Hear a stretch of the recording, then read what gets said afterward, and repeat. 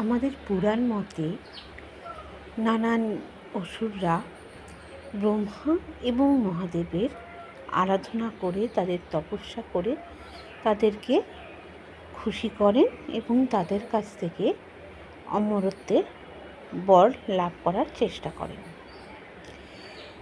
তা এরই মধ্যে একজন অসুর ছিলেন ভস্মাসুর। তিনি মহাদেবের তপস্যা করেন যুগের পর যুগ, এবং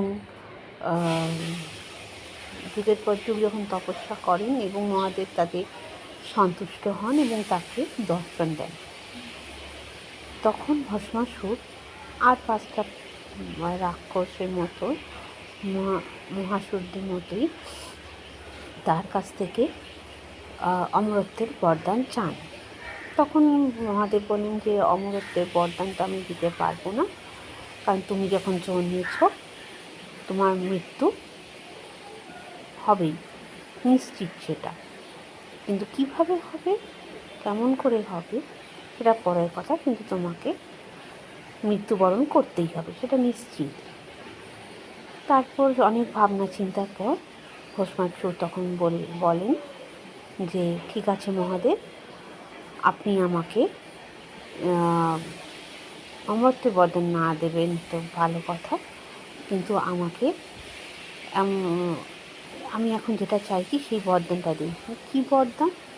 না, সেটা হচ্ছে আমি যাকে ছোবো, যার মাথাতেই হাত রাখবো, সে যেন ভস্ম হয়ে যায়, সঙ্গে সঙ্গে ভস্ম হয়ে যায়।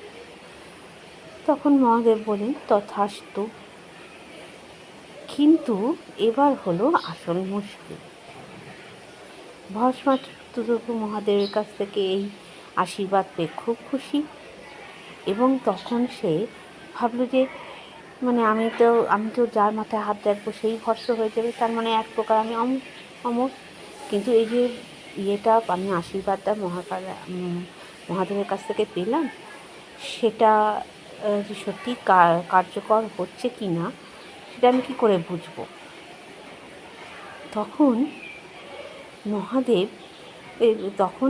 ভস্মাসুর কী করলো, মহাদেবের পেছনেই ছুটলো তাকে ভস্ম করবে বলে।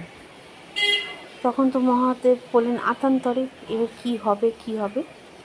তখন তিনি বিষ্ণুর শরণাপন্ন হলেন এবং তাকে বললেন যে রক্ষা করুন আমায়। তখন বিষ্ণুদেব মোহিনী রূপ ধরে